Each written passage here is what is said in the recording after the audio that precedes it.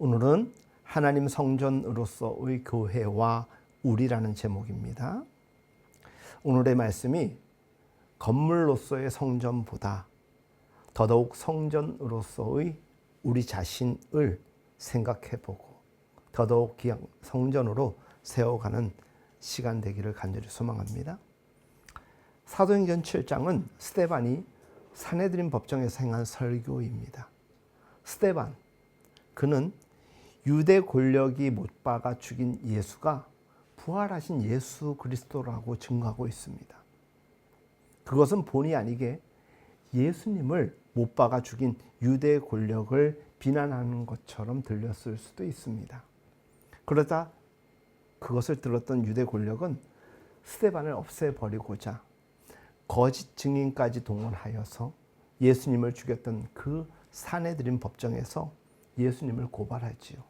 그리고 똑같이 스데반을 고소합니다.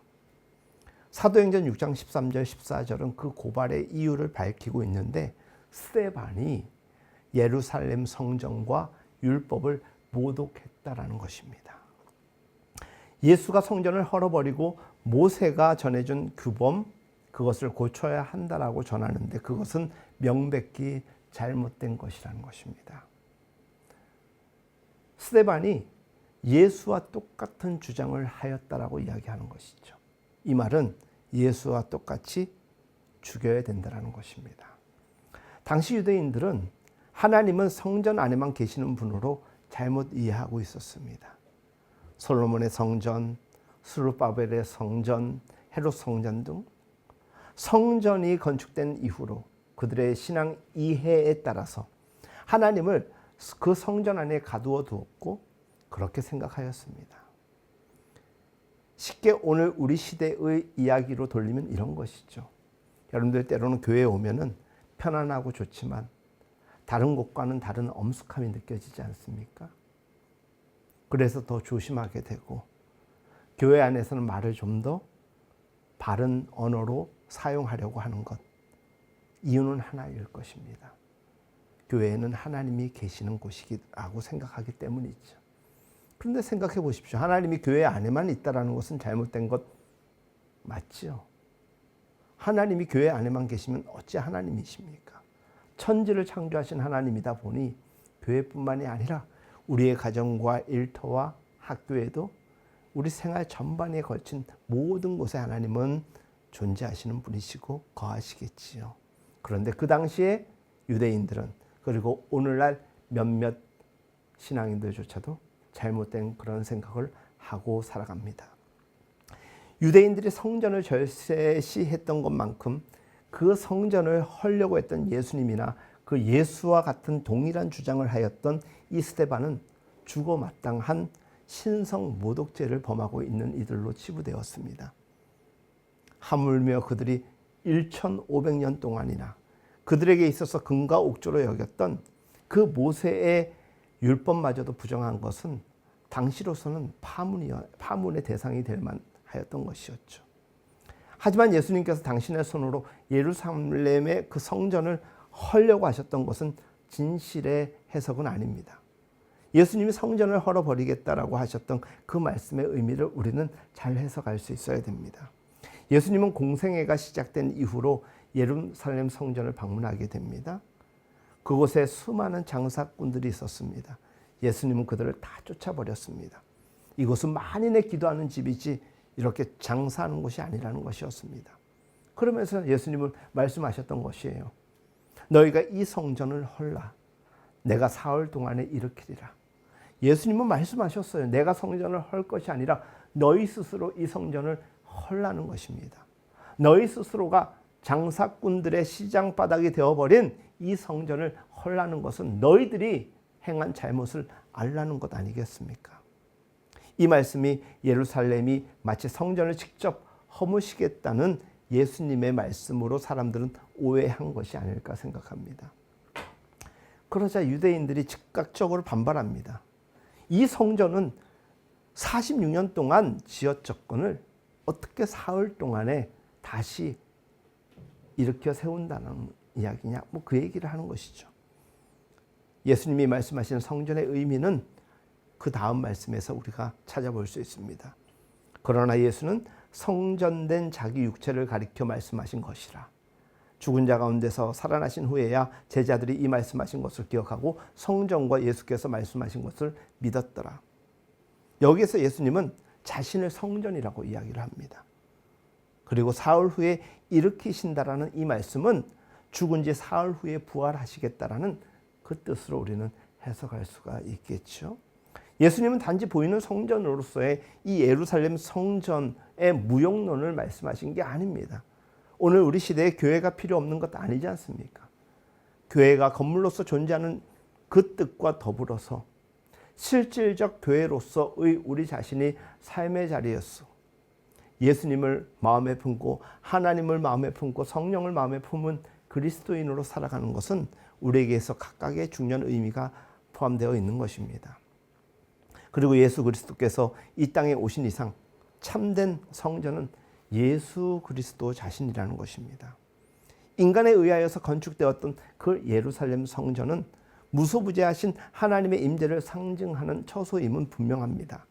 그것은 장차 이 땅에 오실 예수 그리스도의 징표라고 사람들은 해석하였습니다. 하지만 그것은 해석에 불과한 것이죠.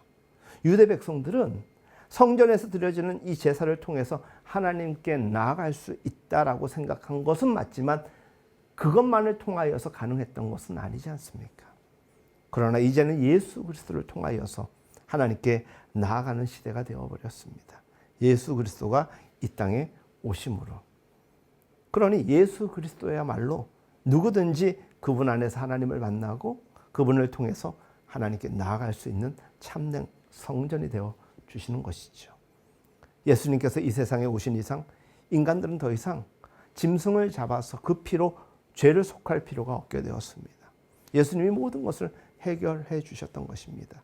원웨이 방식으로, 유일한 방식으로. 예수님께서 이 땅에 오심의 그 의미는 이렇게 놀라운 변화를 우리에게 선물로 허락하여 주신 것이죠. 예수 그리스도께서 당신 자신을 제물로 삼아서 우리 인간의 죄값을 속하는 영원한 제사를 드려주셨기 때문에 이 모든 일들이 가능하게 된 것입니다.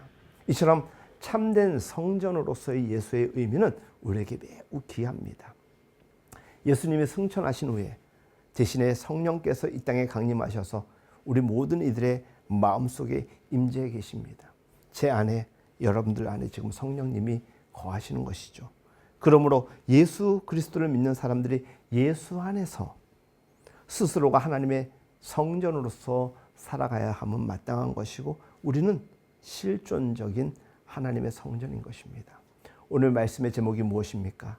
하나님의 성전으로서의 교회와 우리입니다.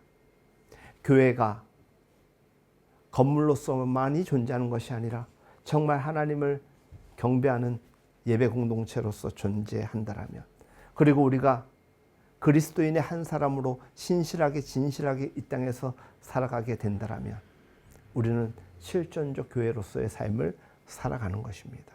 그런데 그리스도인이라고 하면서도 건물의 교회라는 이름은 붙여놓고도 그 교회의 사명을 제대로 감당하지 못하거나 그리스도인이라고 하면서도 그리스도인의 삶을 살아내지 못한다면 우리 때문에, 이 교회라는 건물 때문에 하나님을 욕먹게 하는 것밖에 되지 않습니다.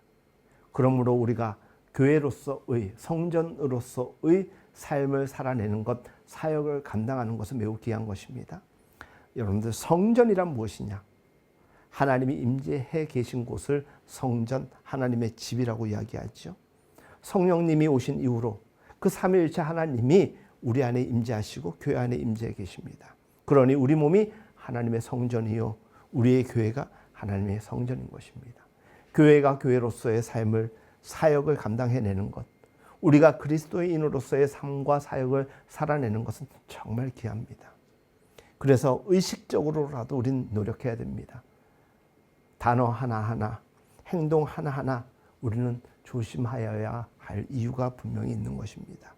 내가 곧 하나님의 대리자로서의 삶으로서 온전히 잘 살아내면 사람들은 우리들을 통하여서 하나님을 보게 될 것이기 때문이죠. 도식으로 따지면 이렇게 된 거예요. 구약 성전이 예수님의 몸으로서 예수님의 몸이 우리로서의 교회와 여러분들 저 각자의 삶으로 변화된 것입니다. 그래서 예수님은 그 성전을 가리켜서 이것은 돌 위에 돌 하나도 남지 않고 다 무너지리라. 더 이상 구약 성전과 같은 의미의 건물로서의 보이는 성전이 중요한 것이 아니라 예수님을 모시고 살아가는 우리 자신, 그리고 그분을 경배하는 진정한 교회로서의 교회가 얼마나 귀한 것인지를 우리에게 천명해 주신 것이죠. 인간들이 참된 성전이신 예수 그리스도를 외면하면 어떻게 되겠냐?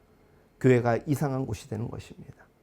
우리가 그리스도인이라고 이야기하면서도 우리가 신앙인으로서 살아내지 못한다면 우리는 신앙이 없는 자와 별반 차이가 없는 것 당연하지겠죠.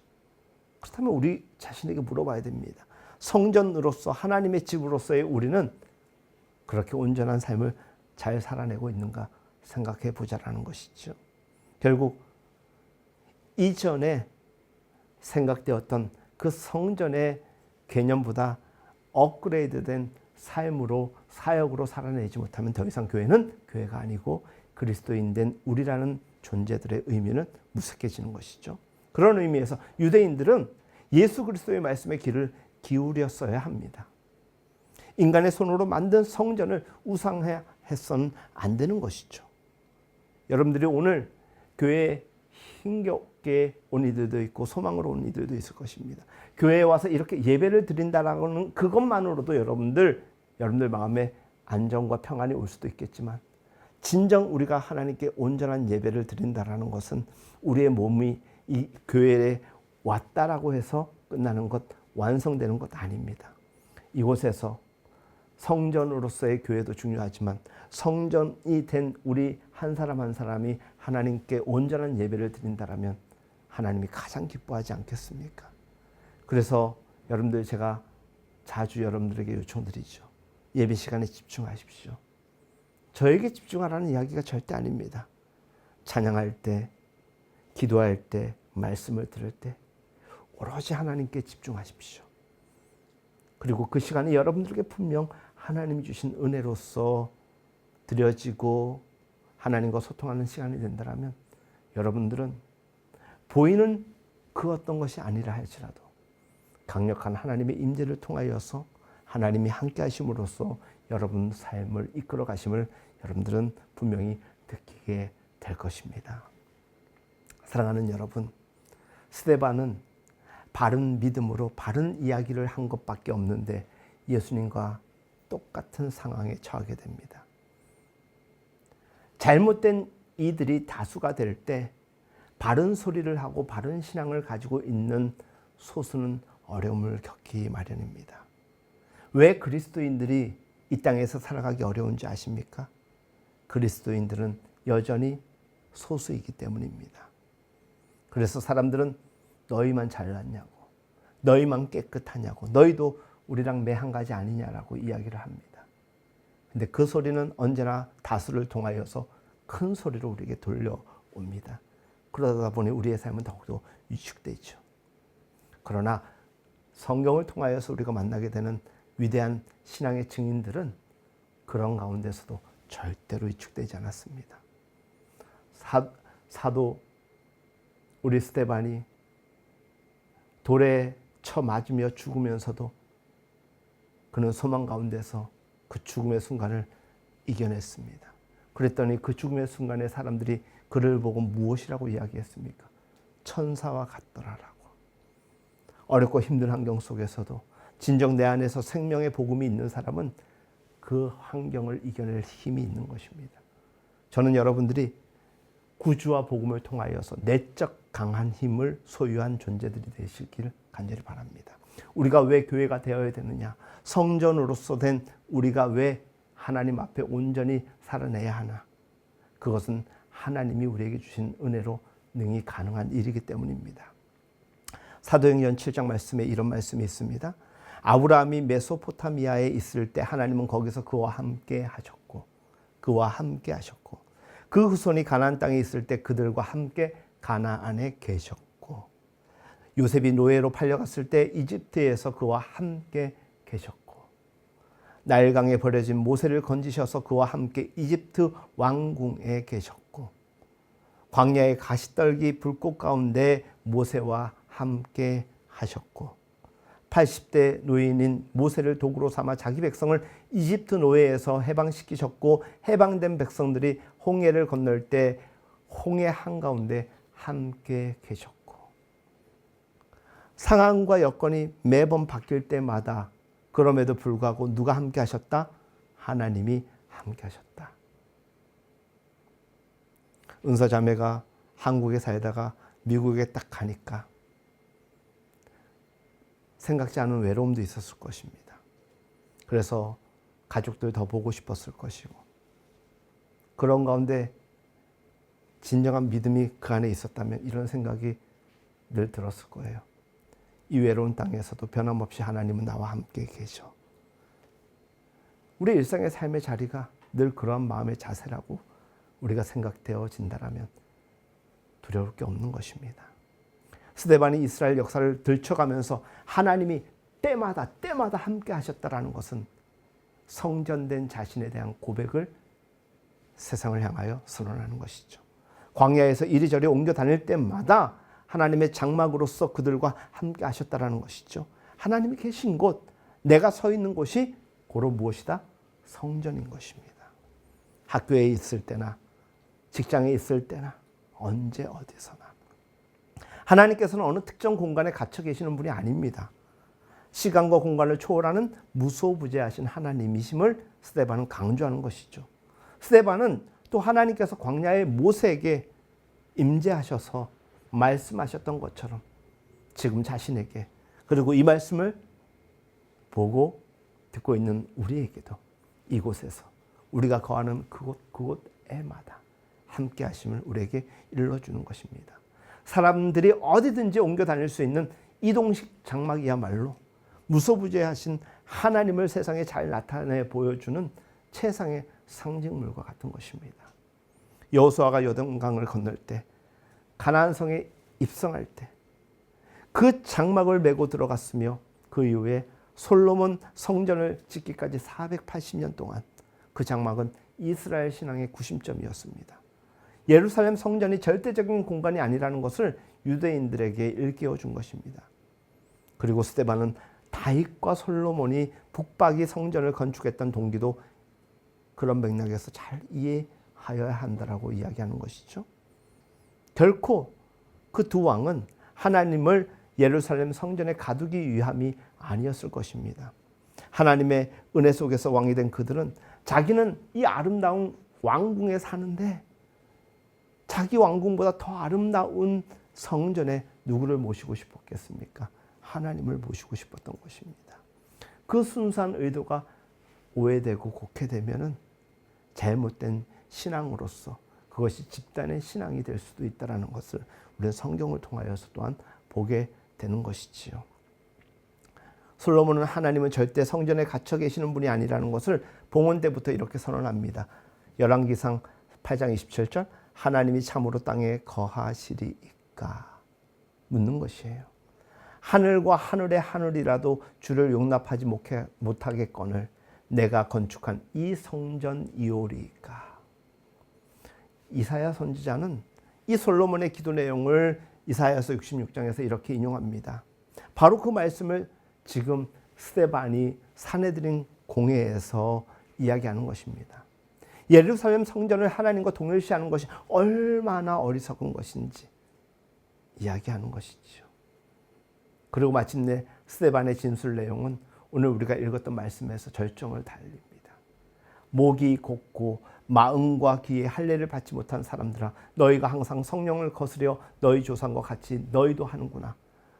너희들이 여전히 어리석은 신앙으로 살아가고 있구나 이야기하는 것입니다. 하나님께서는 사내 아이가 태어나면은 8일 만에 할례를 받게 하라고 명령하셨습니다.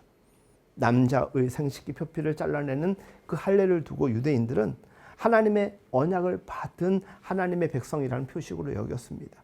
그러면서 자기들을 월등하게 차별시켰습니다. 그런데 이스라엘 백성이 출애굽한 뒤 광야 생활을 할 때부터 하나님의 언약인 이 하나님의 말씀을 외면하면서도 외적인 상정인 건물로서의 그 제단과 그리고 조금 전에 말씀드린 그 할례를 두고서 그들의 존재 자체를 의미 강화하였던 것은 역시나 이것은 잘못된 것이었습니다.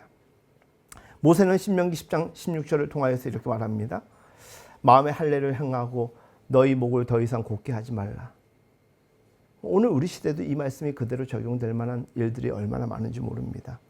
할례 자체가 내가 하나님을 섬기겠다라는 결단의 예식일 수는 있겠지만 그것을 행한 자만이 구별된 존재는 아닐 수 있다는 것, 오늘 현대 사회를 살아가는 우리 정도라면 충분히 이해에 납득한 것 아니겠습니까? 스데반은 모세의 말을 인용합니다. 너희는 목이 곧고 마음과 귀에 할례를 받지 못한 백성이라고 지적했던 것이죠. 그들의 마음으로 주님의 말씀에 조금이라도 귀를 기울이려고 했다면 성전과 하나님을 동일시하려는 것이 얼마나 잘못된 것임을 그는 깨달았어야 되고 그들은 깨달은 즉시 바른 신앙으로 해석하는 자리에까지 나아가도록 몸부림쳤어야 되는 것입니다. 하지만 그들은 그들의 그 완고함을 꺾지 않습니다. 오늘 우리 시대를 살아가는 그리스도인들 중에서도 자꾸 자기의 상식으로 성경의 말씀을 이해하려고 하는 사람들이 참 많아요. 그러다 보니까 성경을 잘못 해석하고 자기 방식대로 신앙생활을 하려고 하는 이들이 얼마나 많은지 몰라요.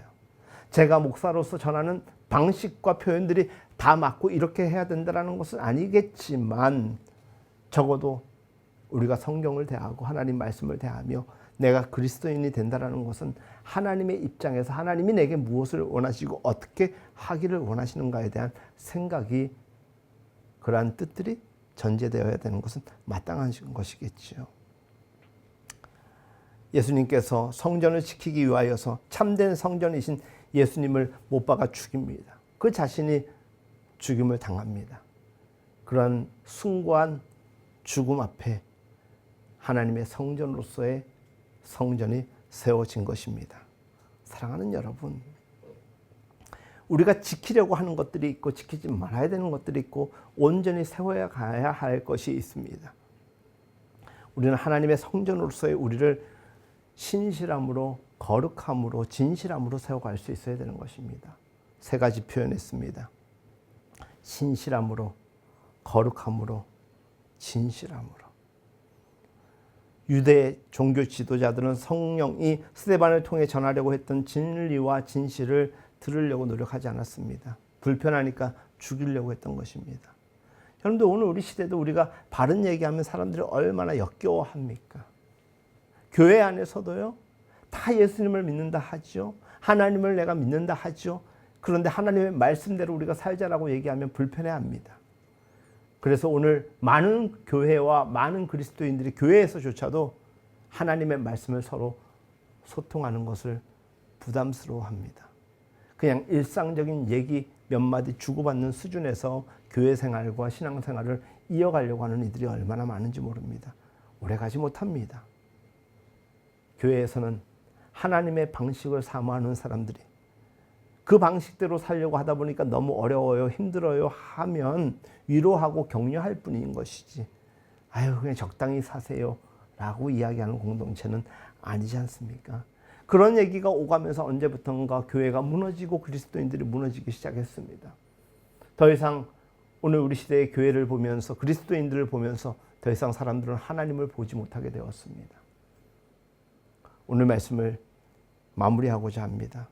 사랑하는 여러분, 오늘 말씀의 제목이 무엇입니까?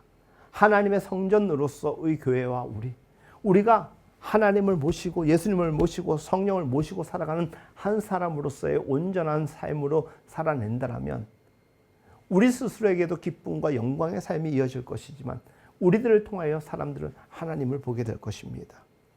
그만큼 그리스도인 된 우리가 잘 살아내야 되는 것입니다. 사랑하는 여러분, 건물로서의 성전이 중요하지 않다라는 것이 아닙니다. 오늘의 말씀의 결론은 그런 결론으로 여러분들을 안내하고자 하는 것이 아닙니다. 어떤 면에서는 건물로 교정되는 교회는 의미 있습니다. 그리고 우리가 이렇게 예배드릴 수 있도록 공간과 장소가 되기 때문에 너무나도 소중합니다. 하지만 이 보여지는 건물로서의 교회보다 더 중요한 것은 우리의 드려지는 이 예배, 삶으로서의 우리의 현장이 더없이 귀한 것입니다. 스데반은 이 이야기를 결국 하고자 하였음에도 불구하고 모독죄로 죽임을 당하게 되죠. 오늘은 맥주 감사주일입니다. 시기적으로 봤을 때는 상반기를 끝내고 하반기가 시작되어지는 7월 첫 주의 주일입니다. 교회를 개척하고 감사의 고백만큼이나 교회가 처했던 지난 날들의 어려움은 분명히 존재하였고 지금도 있습니다만 저는 오늘 다시금 여러분들과 함께 힘을 내보고자 합니다. 에베소서 2장 21절 22절 말씀에 그의 안에서 건물받아 서로 연결하여 주 안에서 성전이 되어가고 서로 연결하여 성전이 되어가고 너희도 성령 안에서 하나님이 거하실 처소가 되기 위하여 그리스도 예수 안에서 함께 지어져 가느니라. 우리 교회가 우리 각자의 삶을 더 온전히 세워가는 동시에 우리의 연합된 교회로서의 가족으로서의 이 믿음 공동체가 든든히 세워져 갈 수 있기를 간절히 소망합니다. 이 일을 위하여서 우리가 뜨겁게 기도하였으면 좋겠습니다. 오늘 본문의 말씀처럼 우리 아둘람 교회 신앙 공동체가 그리고 우리 모든 한 사람 한 사람이 하나님이 거하실 처소로서 하나님의 성전으로서의 교회와 우리로 든든히 세워져 갈 수 있기를 예수님의 이름으로 축복합니다. 이 시간에 우리